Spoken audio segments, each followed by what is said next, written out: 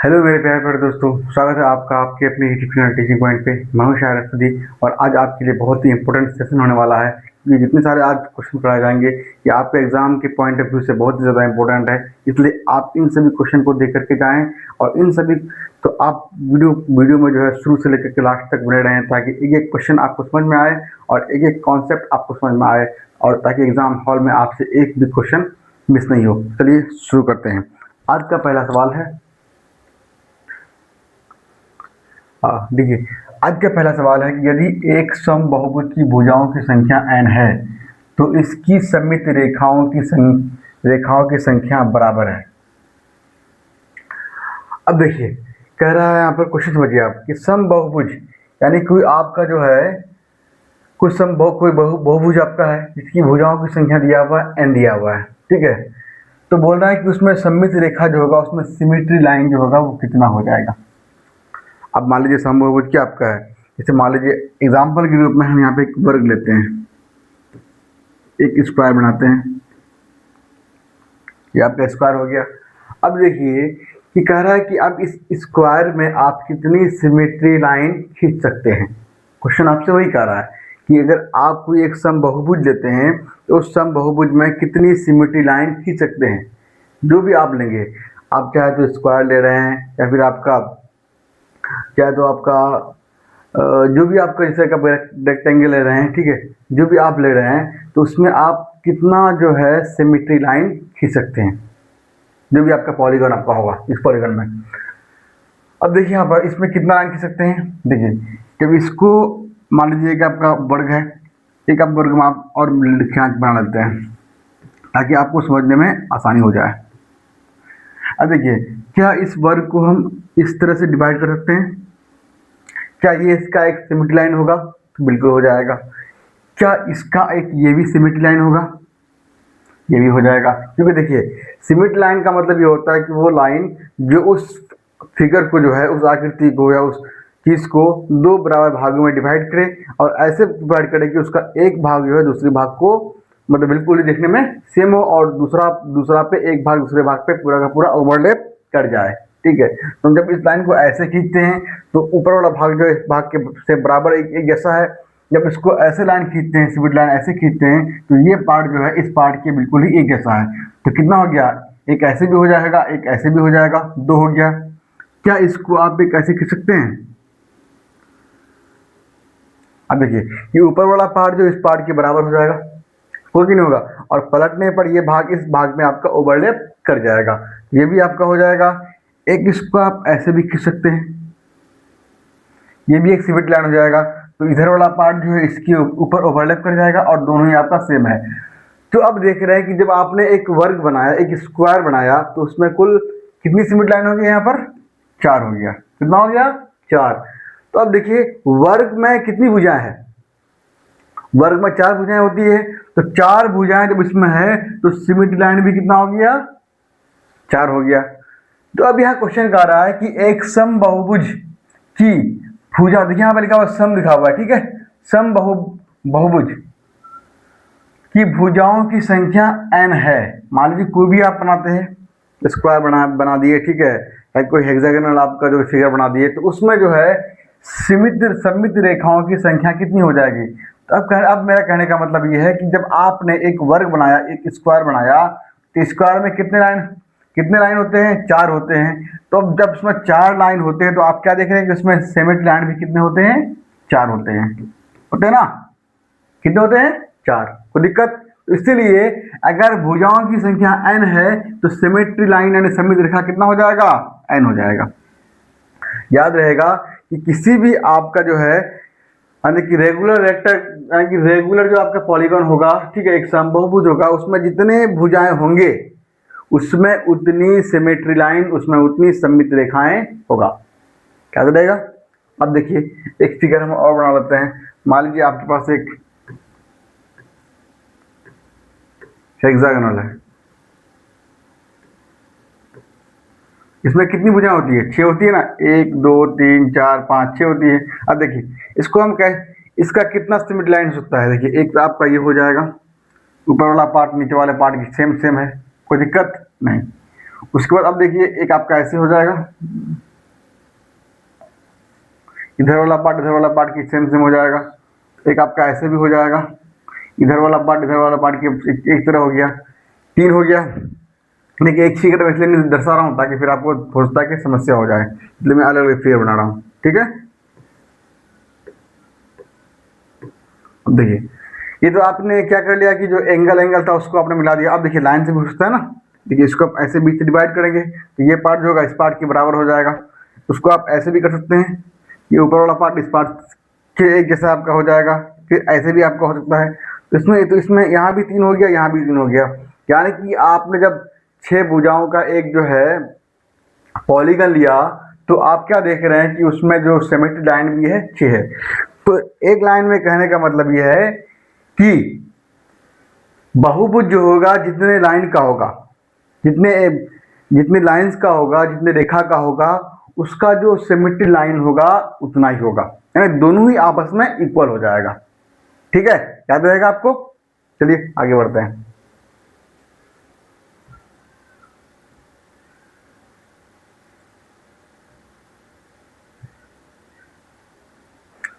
यदि किसी त्रिभुज का एक कोण 130 का है तो शेष दो कोणों के समद्विभाजकों के बीच बने कोण की माप क्या होगा। ये क्वेश्चन हम लोगों ने पिछले क्लास में पढ़ लिया है, तो फिर एक बार देख लेते हैं कैसे हो जाएगा। एक आपका त्रिभुज हो जाएगा, बोला कि एक कोण दिया हुआ 130 डिग्री, तो शेष अन्य दो कोण कौन सा आपका, ये वाला मान लीजिए ए है, ये आपका बी है, ये आपका सी है, तो बोला शेष अन्य दो कोण, एक कोण ये हो जाएगा, इसका समद्विभाजक बोला है, फिर इसका भी आपका समद्विभाजक बोला है। तो जहाँ पे मिलते हैं इस एंगल का मान कितना हो जाएगा, मैंने पिछले क्लास में बताया था। मान लीजिए इसको ओ है तो कोण आपको निकालना है बी ओ सी, ये निकालना है, तो क्या होता है 90 प्लस उसके ऑपोजिट का एंगल क्या है, ए है, a/2, तो 90 प्लस ए का मान 130, तो 130 बटे 2 हो जाएगा, तो 90 प्लस आधा करने पे कितना हो जाएगा, भाग देने पर 65 हो जाएगा, जो कितना होगा 155 डिग्री के बराबर हो जाएगा। और ऑप्शन नंबर आपका डी में दिया हुआ है। ठीक है, इस वालों ने पिछले क्लास में आपको बताया था, फिर से आपको बता दिया कैसे होता है। ठीक है, अगर वहीं पे अगर बाहर की ओर समद्विभाजित करें तो यहाँ पे क्या होगा 90 माइनस a/2 होता है, जो मैंने आपको बता दिया है। फिलहाल हम लोग आगे बढ़ते हैं, क्योंकि एक क्वेश्चन में ज़्यादा वक्त नहीं लेंगे, जो क्वेश्चन हम लोग पहले पढ़ चुके हैं। अब देखिए अगला क्वेश्चन हमारा यहाँ पर है, किसी त्रिभुज की भुजाएं 6.5 सेंटीमीटर, 10 सेंटीमीटर और x सेंटीमीटर है, जहां x एक धनात्मक संख्या है, निम्न में से x का न्यूनतम संभव मान क्या होगा। अब देखिए मान लीजिए त्रिभुज आपके पास है, a है, b है और आपका c है। एक का मान दिया हुआ है कितना 6.5 सेंटीमीटर, एक का मान आपका 10 सेंटीमीटर और इसका मान आपका मान लीजिए x दिया हुआ है। तो बोला है कि x का जो है कम से कम न्यूनतम संभव मान क्या हो सकता है। तो सबसे पहले आप जानते हैं कि त्रिभुज में जो होता है, किसी भी त्रिभुज में अगर दो भुजा का मान दिया होगा तो तीसरी भुजा का जो मान क्या हो सकता है। ये तीसरी भुजा देखिए, ये x का मान जो होगा आप पढ़े होंगे कि इन दोनों भुजाओं के योग से छोटा होगा। मतलब ये कि अगर बोले तो ए बी प्लस ए सी जो होगा वो बड़ा होगा किससे, बी सी से। मतलब कि ए और बी, जब इन दोनों को आप जोड़ेंगे, ए बी को और ए सी को आप जोड़ेंगे, तो इन दोनों भुजाओं का योग जो होता है वो हमेशा तीसरी भुजाओं से बड़ा होगा। यानी किसी भी दो त्रिभुज का योग, त्रिभुज में दो भुजाओं का योग तीसरी भुजा से बड़ा होता है। और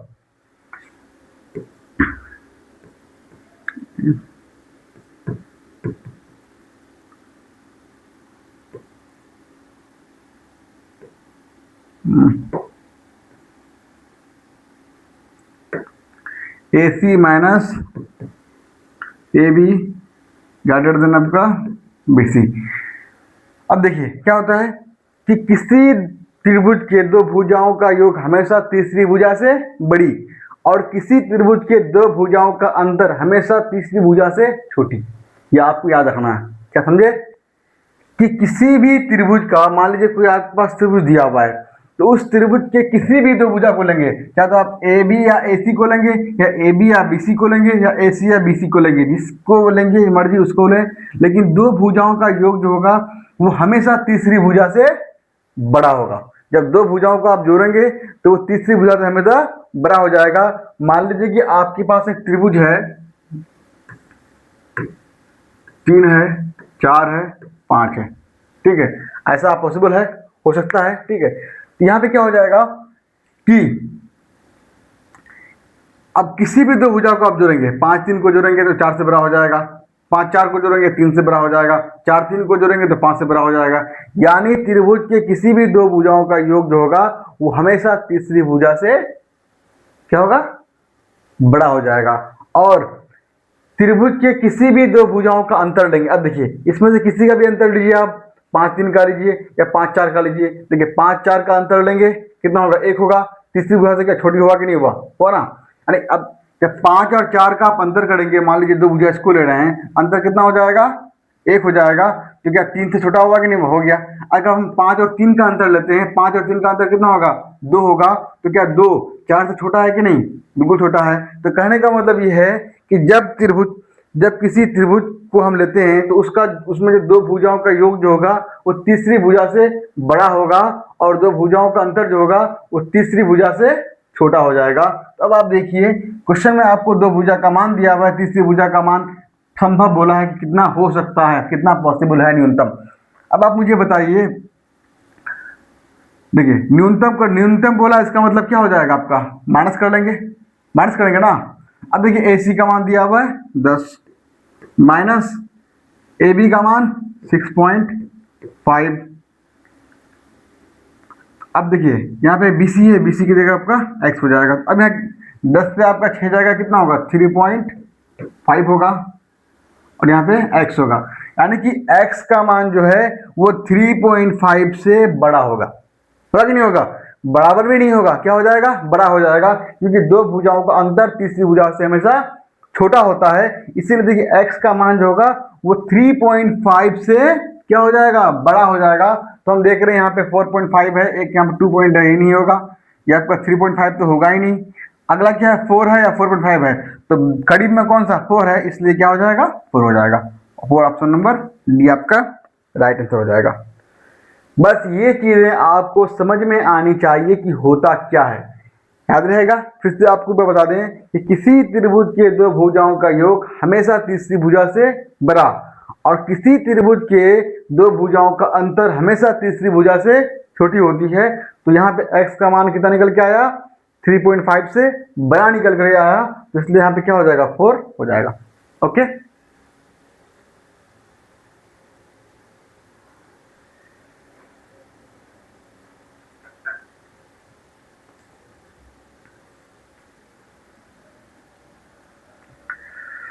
चलिए अगला क्वेश्चन देख लीजिए।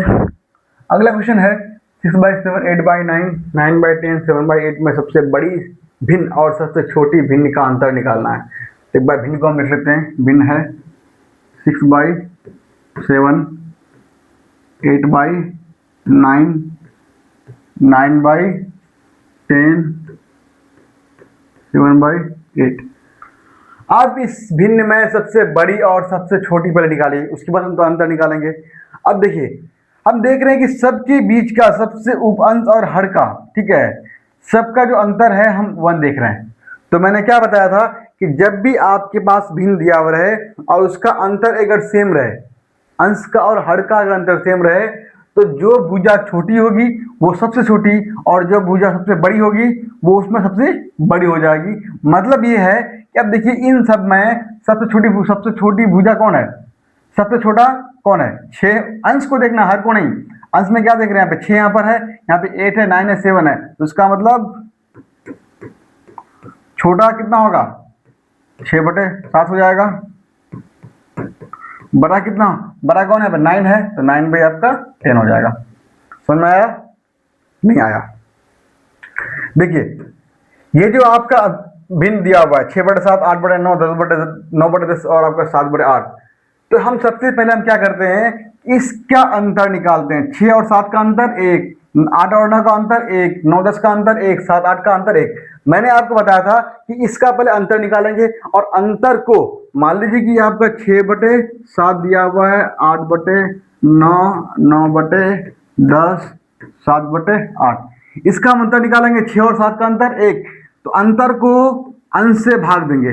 ठीक है, अब देखिए 8 और 9 का अंतर 1, तो 8 को 1 से अंतर से भाग देंगे। 9 10 का अंतर 1, 9 को 1 से भाग देंगे। 7 और 8 का अंतर 1, तो 7 को आप 1 से भाग देंगे। तो कितना भाग देने पर कितना होगा भैया, 6 आएगा, 8 आएगा, 9 आएगा, और आपका 10 हो जाएगा। अब आप मुझे बताइए सबसे बड़ा कौन है, 6 है ना, तो छोटा कौन है, 6 है, सबसे बड़ा कौन आपका 9 है। तो 6 किसका मान है, 6/7 का मान है, इसलिए छोटा 6/7 हो जाएगा। बड़ा कौन है, 9 है, किसका मान है, 9/10 का मान है, इसलिए बड़ा कितना हो जाएगा, 9/10 हो जाएगा। अब इन दोनों का आपको अंतर निकालना है, अंतर कितना हो जाएगा,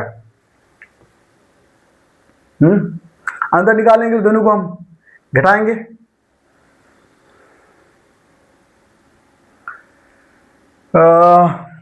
चलिए इसको घटाइए पहले, कितना 6/7 माइनस 9/10।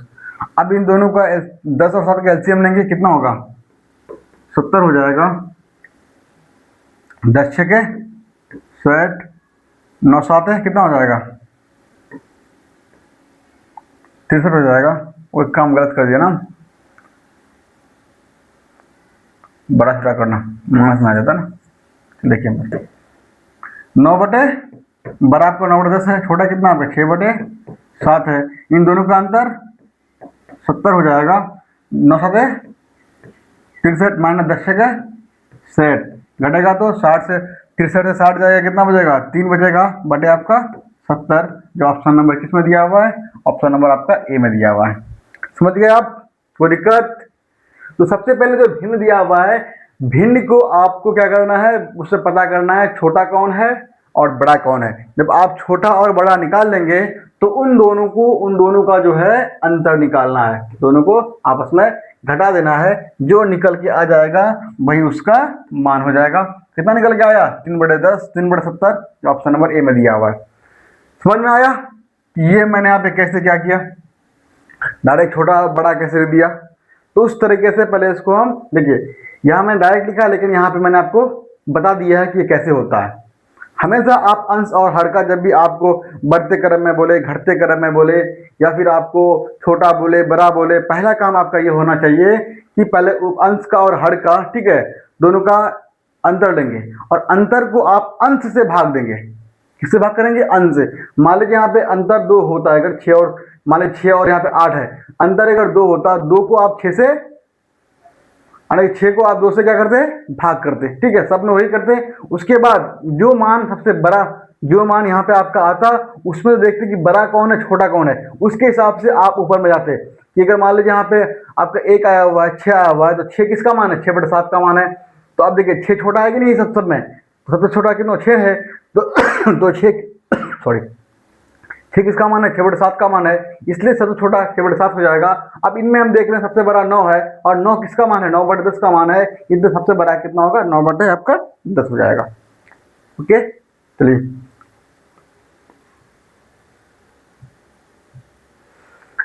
अगला क्वेश्चन देखिए। उपयुक्त आंकड़ों में इतना के बहुलक, माध्यक तथा परिसर का माध्य निकालना है। तो सबसे पहले यहाँ भी आपका देखिए निकालना क्या है, बहुलक निकालना है, माध्यक निकालना है और परिसर निकालना है। उसके बाद माध्य निकालना है। माध्य भी हमको नहीं निकालना है, किसका माध्य निकालना है, इस संख्या का माध्य नहीं निकालना है, हमको बहुलक निकालना है, माध्यक निकालना है, परिसर निकालना है। इन तीनों का हमको फिर माध्य निकालना है। समझ गए। तो पहले हम बहुलक निकालेंगे। देखिए जब भी मैंने पिछले क्लास में बताया था आपको, जब भी आपको माध्यक के बारे में बोले, मेडियन के बारे में बोले आपको, तो पहला काम आपको ये होना चाहिए, उस डाटा को आपको असेंडिंग ऑर्डर में या फिर डिसेंडिंग ऑर्डर में सजा देना है। यानी बढ़ते क्रम में या फिर घटते क्रम में उसको, उस डाटा को सजाएंगे। तो पहले क्या करेंगे, जो संख्या दिया हुआ इसको हम बढ़ते क्रम में सजा देते हैं। तो 1 कितना बार, एक ही बार है, 1 लिख दिए। 2 1 2, 2 बार 2 दिया हुआ ना। 3 कितना बार, 1 2, 2 बार 3 है। 4 कितना बार है, देखिए 1 बार 2 बार नहीं, 2 बार 3 बार 4 है ना, 1 2 3 5 है, नहीं है। 6 एक बार है, 7 नहीं है, 8 एक बार, 9 एक बार, उसके बाद 14 एक बार। कितना हो गया? 1 2 3 4 5 6 7 8 9 10 11 12 13। 1 2 3 4 5 6 7 8 9 10 11 12 है। क्या छूट गया?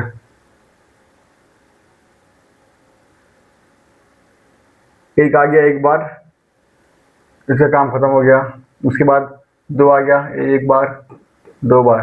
3 आ गया एक बार, 2 बार, 2 बार आपका 3 आ गया। 4 आ गया एक बार, 2 बार, 3 बार। 1 2 3 आ गया। 6 आ गया कितना बार? एक बार। 8 आ गया एक बार, 9 आ गया एक बार। वो 8 2 बार आपका ना।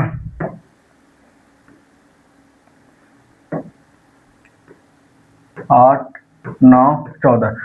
अब देखिए ये संख्या आपका असेंडिंग ऑर्डर में बढ़ते क्रम से दिया। अब निकालना पहला बहुलक। मैंने बताया आपको कि बहुलक किसे कहते हैं कि संख्या में, ठीक है, उस जो आंकड़े होगा उस आंकड़े में जो संख्या सबसे ज्यादा बार आएगा वही उसका बहुलक कहलाएगा। तो हम देख रहे हैं कि 4 जो है वो 3 बार आया है, बाकी सभी संख्या चाहे कोई चाहे तो 2 बार है या फिर 1 बार है, ठीक है। तो 4 कितना बार है? सब मैक्सिमम बार 3 बार है, इसलिए बहुलक 4 हो जाएगा। कोई दिक्कत? कि जो संख्या आपका बार बार दोहरा है, बार बार रिपीट करे और अधिक बार वो संख्या अगर रिपीट करता है तो वही संख्या उसका बहुलक कहलाता है। अब देखिए बहुलक निकल गया। अब फिर है माध्यक। माध्यक कैसे निकालेंगे? कि उस संख्याओं के जो बीच वाला संख्या होगा, बीच मतलब अगर आपका ओड में संख्या दिया हुआ है तो आप अगर मान लीजिए 11 संख्या दिया हुआ है तो 5 आप इधर से हटा देंगे, 5 इधर से हटा देंगे, तो बीच में संख्या आएगा छठा नंबर पे, वही उसका माध्यक कहलाएगा। या फिर अगर आपका इवेन में दिया होगा, मान लीजिए 10 संख्या दिया हुआ है तो 4 आप इधर से हटा देंगे, 4 आप इधर से हटा देंगे, तो 5 और 6 नंबर पर जो संख्या होगा उन दोनों को जोड़ करके फिर आप 2 से डिवाइड कर देंगे, वो उसका माध्य कहलाएगा। फिलहाल यहाँ पे 13 संख्या दिया हुआ है तो हम 6 को माइनस करेंगे इधर से, 1 2 3 4 5 6, यहाँ तक आपका 6 हो जाएगा। फिर आपका 6 आपका इधर हो जाएगा, बचा कितना आपका 4, तो माध्य 4 हो जाएगा। समझ गए? अब आगे दिया हुआ है परिसर, मतलब रेंज। परिसर निकालते कैसे हैं? ऊपरी सीमा माइनस क्या होता है? निम्न सीमा होता है। तो सबसे ऊपरी सीमा कितना है? 14 है। सबसे बड़ा कौन है? 14 है ना। और सबसे छोटा आपका 1 है, तो घटेगा तो 13 आ जाएगा। तो निकल गया, बहुलक भी निकल गया, माध्यक भी निकल गया, आपका परिसर भी निकल गया। अब बोला है कि इसका माध्य निकालना है। माध्य कितना होगा? तीनों का आप जोड़ेंगे, 4 प्लस 4 प्लस 13 बटे जितनी संख्या उससे आप डिवाइड कर देंगे। 3 संख्या है, 3 से इसको डिवाइड करेंगे तो 4 4 8 और 13 कितना होगा? 21 होता है ना। बटे 3 भाग लगेगा 7 से, बराबर 7। इसका जो माध्य हो जाएगा वो कितना होगा? 7 होगा, जो आपका ऑप्शन नंबर ए में दिया हुआ है। समझ में आ रहा है ना? कोई दिक्कत है क्या आपको? देखिए आपके एग्जाम में जो है ना, देखिए क्वेश्चन आपका स्टेटेड पेपर 2 में पूछा गया, सितंबर 2016 में पूछा गया है।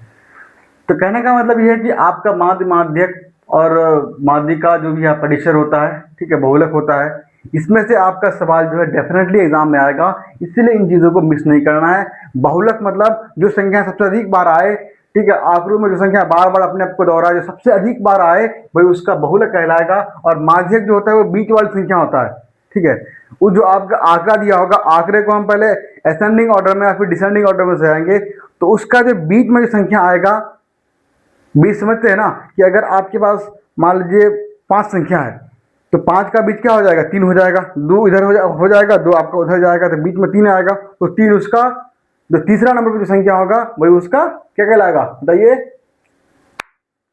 माध्यक कहलाएगा। अब देखिए एक चीज आप थोड़ा नोट कर लेंगे, अगर आपको मान लीजिए कि इस तरह से कौन सी संख्या बीच में है, कितना नंबर पे आपको कंफ्यूजन होता है, तो इसके लिए एक फॉर्मूला होता है। अब बताइए फॉर्मूला क्या होता है इसके लिए? फॉर्मूला, अगर संख्या आपका इवन रहे, कितना रहे? इवन, मतलब अगर संख्या आपका सम रहे,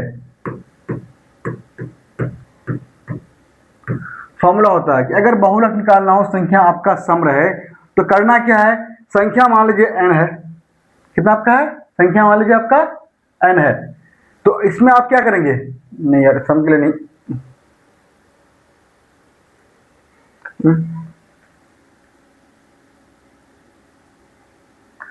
तो इसमें क्या करते हैं आप,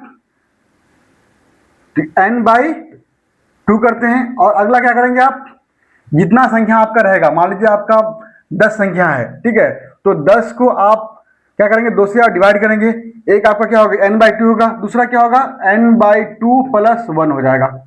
याद रहेगा कि अगर संख्या आपका सम में रहे, कि यानी कि जो आंकड़ा दिया होगा सम में रहेगा, मतलब वो संख्या 12 है, 14 है, 16 है, 8 है, उस तरह से आपका रहे, तो आप सम कैसे निकालेंगे, n बाई 2 करेंगे, उसके बाद फिर कॉमा n बाई 2 प्लस 1 करेंगे। मान लीजिए कि आपके पास एक आंकड़ा दिया हुआ है, चलिए यहां तक आपको समझ में आ गया ना, कोई दिक्कत, इसको साफ कर लें हम, हाँ क्या आंकड़ा लिख लेते हैं ना, काम करते हैं, मान लीजिए 1 है, 2 2 3 3 3 5 6 8 8 4 5 6 7 8 9 10, ये आपका आंकड़ा हो गया। अब क्या करेंगे, देखिए कुल कितना हो गया, 10 हो गया, 1 2 3 4 5 6 7 8 9 10 हो गया। तो पहला काम क्या होगा, 10, देखिए n का मतलब कुल संख्या कितना 10 है, तो 10 बाई 2 हो जाएगा। उसके बाद फिर करेंगे 10 बाई 2 प्लस 1 करेंगे, तो कितना होगा, हो जाएगा 5 हो जाएगा। यहाँ भी कितना होगा, 5 होगा, तो यहाँ 5 और 5 और 1 6 हो जाएगा। तो यानी ये आपका स्थान आ गया कि 5वें स्थान और 6ठे स्थान पर संख्या होगा। अब देखिए 5वें स्थान पर कौन हो जाएगा, 5वें स्थान 1 2 3 4 5, 5वें स्थान पर ये 3 आपका है, और 6ठे स्थान पर भी आपका 3 है। तो इन दोनों संख्याओं को जोड़ करके 2 से आप डिवाइड कर देंगे, तो वो आपका माध्यक निकल करके आ जाएगा, अगर संख्या सम में है तो। या फिर आप जो तरीका है, इसको लगता है कि आपको थोड़ा लेंदी हो जाएगा, तो आप जो मैंने तरीका आपको बताया वहां से भी आप बना सकते हैं। अगर आप स्थान जानना चाहेंगे कि कौन से स्थान में होगा और कौन कौन संख्या होगा, उसके लिए सम अगर होगा तो पहले आप n बाई 2 करेंगे, n मतलब संख्या, जितनी संख्या दिया होगा। दूसरा क्या होगा, n बाई 2 प्लस 1 करेंगे, और यहाँ n का मान जितनी संख्या होगा उतना रखेंगे। तो आपका जो 5वां और 6ठा स्थान पे जो संख्या होगा, 5वां पे और 6ठा पे, तो उन दोनों को आप जोड़ करके 2 से डिवाइड कर देंगे, तो आपका वो माध्यक निकल करके आ जाएगा। अगर वही संख्या आपका ओड रहे, मतलब विषम रहे, तो क्या करेंगे आप, कुछ नहीं करेंगे, n प्लस 1 बाई 2 कर देंगे। कितना हो जाएगा, n प्लस 1 बाई 2 करेंगे। अब कैसे हो जाएगा, देखिए अब इसीलिए आपको और दिया हुआ है। अब कुल संख्या कितने में, 11 है ना, 3 4 5 6 7 8 9 10 11 और 13 है। तो अब देखिए संख्या कुल कितना है, 13 है, तो 13 और 1, n का मान थोड़ा संख्या 13 है, कितना होगा 14, तो 14 को आप 2 से डिवाइड करेंगे, कितना हो जाएगा 7 हो जाएगा। आपको देखना है कि 7वें स्थान पर कौन है, 1 2 3 4 5 6 7, 7वें स्थान पर 4 है, तो क्या हो जाएगा, माध्यक 4 हो जाएगा। तो ऐसे भी आप निकाल सकते हैं, या आप डायरेक्ट उसको भी आप निकाल सकते हैं, आप जैसे चाहें वैसे आप निकालिए, वो आप पे डिपेंड करता है। समझ गए।